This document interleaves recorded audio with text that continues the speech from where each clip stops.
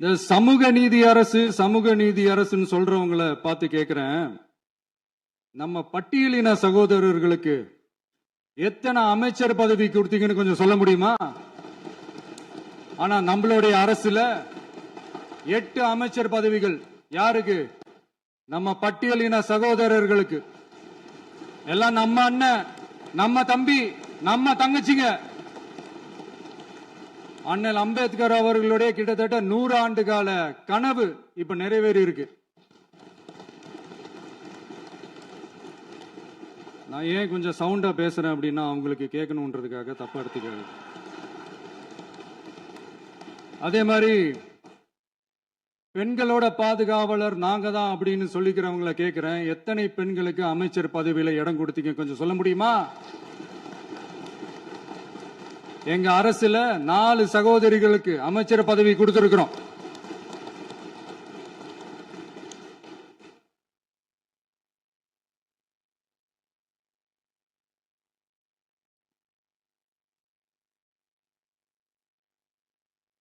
அதனால மக்களால் நிராகரிக்கப்பட்டு மக்களால் அகற்றப்பட்டவங்களுக்கு ஒன்னே ஒன்னு சொல்லிக்கிறோம். தப்பே செய்ய மாட்டோம், ஊழலே செய்ய மாட்டோம், நேர்மையா தான் இருப்போம், நியாயமா தான் இருப்போம் அப்படின்னு சொல்றவங்களால மட்டும்தான் கூட்டணி ஆட்சி அமைக்க முன்வரும். ஆட்சியிலையும் பங்கு, அதிகாரத்திலையும் பங்கு கொடுக்க முன்வரும். ஊழல்லையே ஊறி போனவங்களால இந்த கூட்டணி ஆட்சியோ, ஆட்சியிலையும் பங்கோ, அதிகாரத்திலையும் பங்கு கொடுக்க முன்வராது.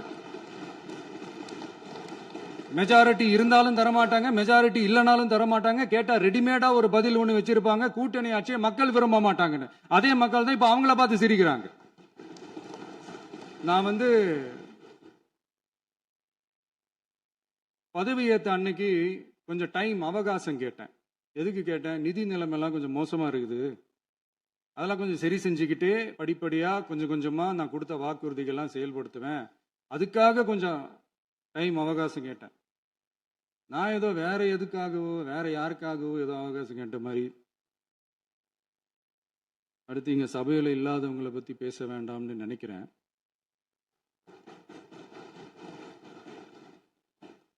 இங்க நம்மளை பத்தி அவதூறு பரப்புறதோட மட்டும் இல்லாம இப்ப நம்ம மக்கள் மேலேயும் அவதூறு பரப்ப ஆரம்பிச்சுட்டாங்க.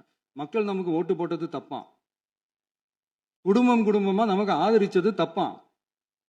இது இப்ப இல்ல, நான் சொல்றது எம்ஜிஆர் அவர்கள் காலத்திலிருந்தே. அப்பவே அவர் ஜெயிச்சப்போ அதே மக்களை தப்பா பேசுறது. மக்கள் என்ன பண்ணிட்டாங்க, எம்ஜிஆர் என்ன பண்ணிட்டாரு, எம்ஜிஆர் என்ன இது பண்ணிட்டாரு. 50 வருஷமா ஒரே டெக்னிக்கா.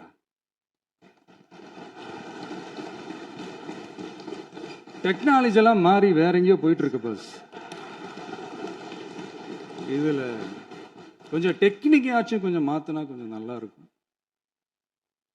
அதனால மக்களுக்கு யூஸ்ஃபுல்லா இருக்கிற மாதிரி இந்த ஆக்கப்பூர்வமான கருத்துக்களோ ஆக்கப்பூர்வமான யோசனைகளோ இருந்தா சொல்லுங்க, அதை நாங்க டெஃபரெண்டா எடுத்துக்கிறோம். ஆனா அதை விட்டுட்டு இந்த நக்கல், நையாண்டி, சம்பந்தம் இல்லாத பேச்சு இதெல்லாம் பேசிட்டு அப்புறம் முதல்வர் பதில் சொல்லல, முதல்வருக்கு பதில் சொல்ல தெரியல அப்படின்னா அப்புறம் என்ன சோஃபா மாடல் ஆட்சியா?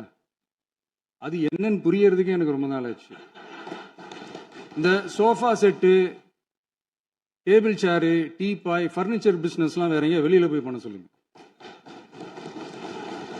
அப்படி அந்த பிசினஸ் தான் பண்ணணும்னா நிறைய பிசினஸ் பண்ற மாதிரி வெளியில போய் பண்ண சொல்லுங்க, இங்க சட்டசபைக்குள்ள வேணாம். அதனால ஆக்கப்பூர்வமான கருத்துக்கள் இருந்தா சொல்லுங்க, டெஃபினட்டா அது சரியா இருந்தா நாங்க ஏத்துக்கிறோம்.